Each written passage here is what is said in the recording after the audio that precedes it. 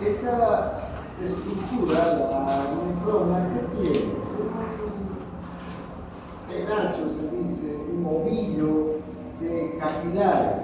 Estos capilares están, digamos, conectados entre sí con un ovillo, vuelva una lana en un ovillo y hay muchos puntos del hilo de lana que conecta con otros puntos también de la lana, entonces es como si todos esos puntos de conexión entre un hilo y otro fueran espacios por donde circula la sangre, ¿no? Entonces una red, forman una verdadera red de capilares. Hasta ahí llega la sangre y esta sangre que llega ahí se filtra, como son capilares, tienen poros y a través de los poros pasa el líquido, pasa infiltrado glomerular, se llama una cantidad de plasma que sale hacia los túbulos. Y una vez que el líquido sale del glomérulo, que son estos capilares, va a circular por un túbulo largo y sinuoso, fíjense, que tiene varias partes.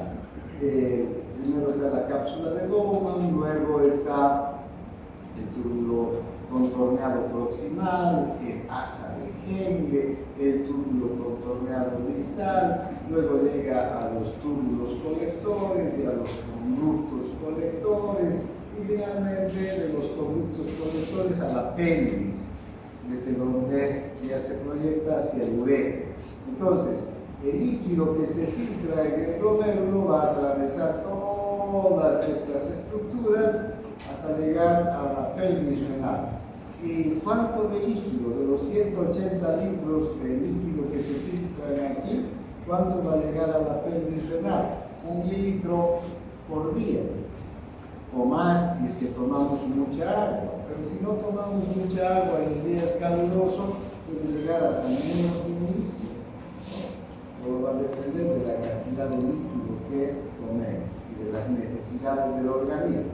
Entonces, 180 menos 1, 179 litros, ¿no? Son reabsorbidos, nuevamente vuelven a la circulación a través de estas venas. Entonces, vean, vamos a hacer aquí un esquema más sencillo para entender cómo funciona la nefrona.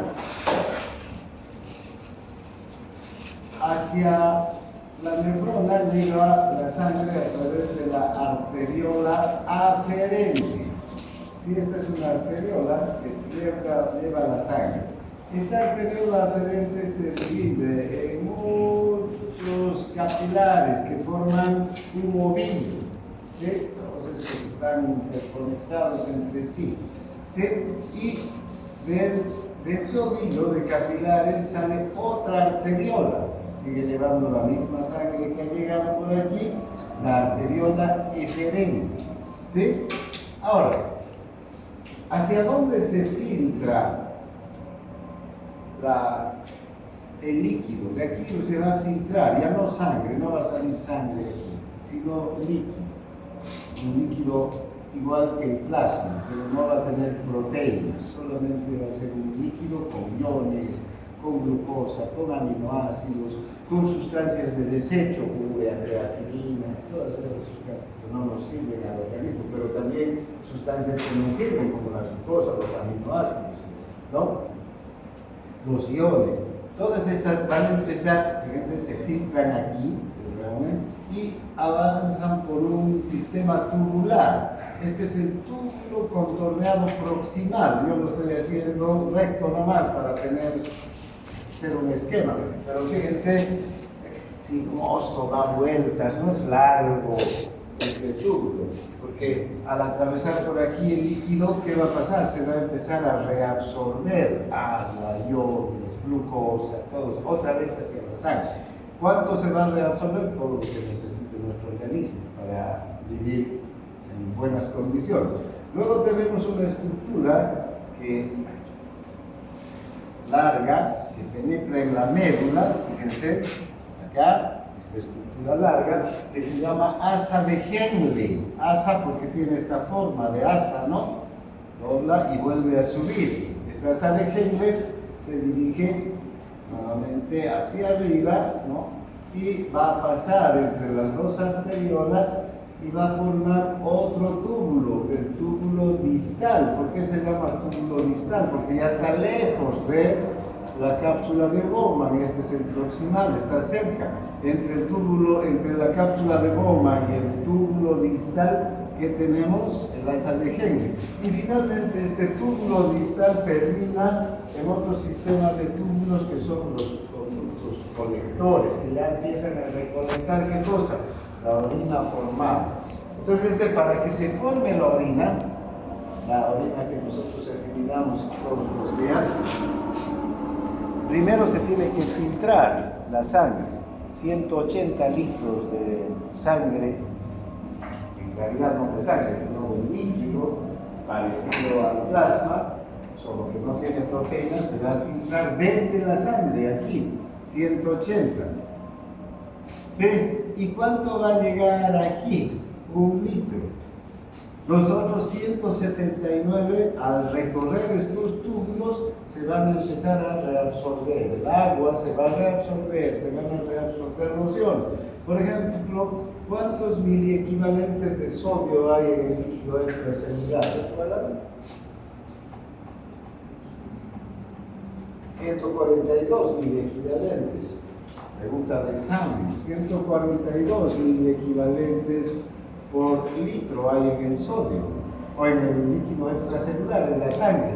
¿Cuánto se filtrará entonces en 24 horas, en 180 litros que se filtran hacia aquí? 25.560 miliequivalentes de sodio. La cantidad de sodio que pasa, ¿no? Desde el glomérulo hacia la cápsula de Bowman. Este sodio circula por acá, hasta aquí todavía hay sodio. Pero a medida que va circulando, va siendo reabsorbido. Otra vez hacia el interior del organismo, otra vez hacia la sangre. ¿Y cuánto llega a la orina? Solamente 150 miliequivalentes. Entonces, si lo estamos 25.560 menos 150, tenemos que la cantidad de 25.410 miliequivalentes se van a volver a la sangre. ¿Y por dónde vuelven? Por estas arteriolas, ¿vean? Por estos capilares que ya se forman a partir de la arteriola deferente y que finalmente estos capilares van a retornar hacia la vena renal, de la vena renal a la vena cava y todo eso circular por el organismo. ¿Está claro? Entonces, el riñón es un filtro, ¿no? ¿Conocen esos filtros que hay en los motores? Uno va a hacer cambio de aceite, cambia un filtro, ¿no? ¿Qué se queda en ese filtro? ¿Y por qué hay que cambiar? Porque toda la suciedad del motor, ¿no? que se produce al combustible, al hacer el trabajo del motor, se vuelve negro, el aceite, poco a poco, ¿no? Pero ese filtro va reteniendo todas las impurezas, cosas que pueden dañar el motor. Al final, cuando se termina de hacer el cambio de aceite, ¿qué se bota ese filtro? Nosotros no botamos nuestro riñón, pero es un filtro parecido. Todo lo que no sirve lo retiene. ¿Y a dónde lo bota? A la orina. Sí. La orina es un filtro que estamos. Entonces, vean que el glomérulo no es nada más que unos capilares, ¿no? Que están cubiertos por la cápsula de Bowman. Luego del glomérulo continúa el túbulo proximal, el túbulo asa de Henle, el túbulo distal, los conductos colectores. Tenemos dos tipos de nefronas, además, unas nefronas corticales, estas que están casi en la corteza. Y aquí vemos este esquema. A partir de esta línea hacia arriba está la corteza y de esta línea para abajo la médula. La médula es la parte más interna del riñón. y la corteza es la parte más externa del riñón. Estas nefronas corticales o de asa corta son las que están en la corteza, y las nefronas yuxtamedulares o medulares son las que están básicamente sus asas de Henle, estas estructuras que doblan, están en la media. Estas sirven para qué? Para formar una orina concentrada, cuando necesitamos que la orina esté muy concentrada, cuando eliminamos poca orina, pero necesitamos eliminar las sustancias de desecho por esa orina, son estas nefronas de asa larga las que se van a encargar. Muy bien, creo que es suficiente para hablar de nefrona. Ahora hablaremos de la micción. ¿Qué es la micción? Es el proceso mediante el cual la vejiga se vacía cuando está lleno. Se realiza en dos pasos la micción.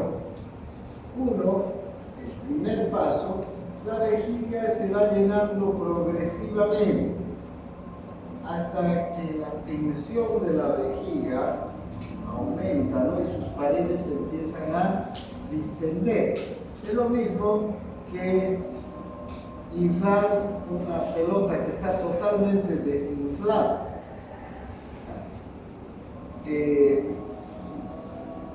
Si tenemos una pelota muy desinflada, empezamos a inflar. Al principio metemos aire, ¿no?, en la pelota, pero sigue la pelota, digamos, arrugada, pero ya está entrando aire.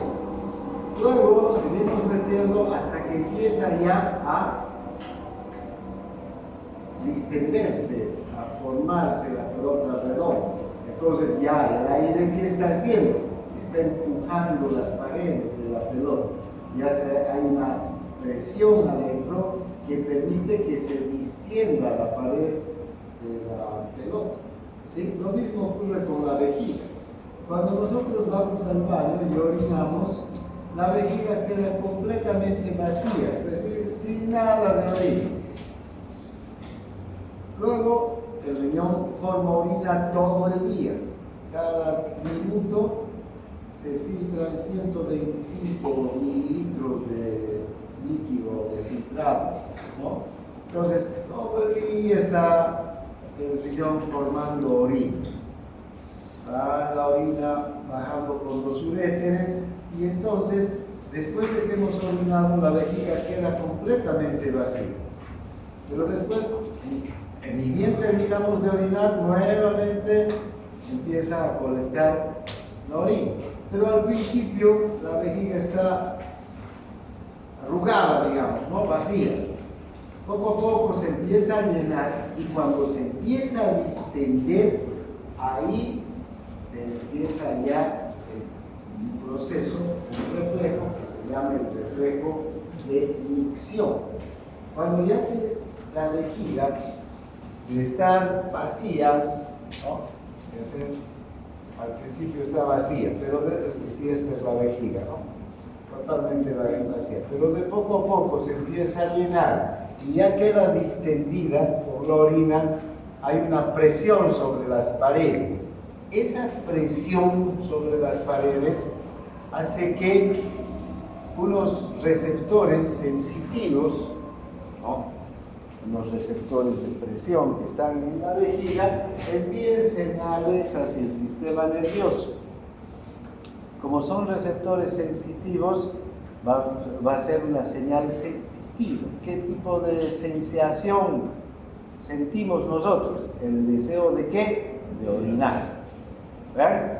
Entonces, va del reflejo de orinar hasta el sistema nervioso como estímulo sensitivo, y desde el sistema nervioso también, desde la médula, va a volver una respuesta motora que hace que la vejiga se contraiga y que elimine el contenido. ¿Sí? Ahora, ven que este reflejo miccional, lo vamos a ver después, no es tan sencillo. En el humano es un poquito más complejo. porque no es que va el estímulo sensitivo y vuelve la respuesta motora. En una buena cantidad de los animales ocurre esto. Llega el estímulo sensitivo y la respuesta motora. ¿Y qué hace el animal?